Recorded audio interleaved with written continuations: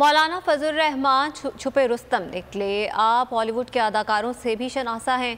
अस्पताल में दाखिल इमरान खान का मजाक उड़ाते हुए बोले, चेयरमैन पीटीआई ने अदाकारी में सलमान खान को भी पीछे छोड़ दिया।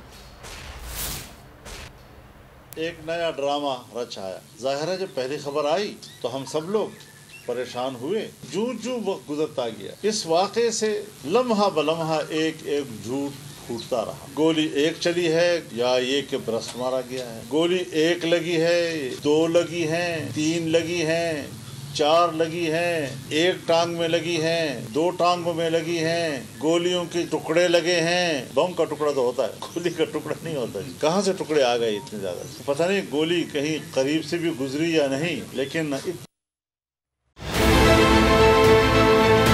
बहुत अच्छी कवरेज की है। ये मार्च की तो जबरदस्त कवरेज थी, बॉल की प्रॉब्लम सबसे बेस्ट थी। सबसे ज्यादा रील्स और सबसे ज्यादा रेटिंग के साथ बोल रहा नंबर 1। सब्सक्राइब करें और बेल दबाएं ताकि कोई खबर रह न जाए।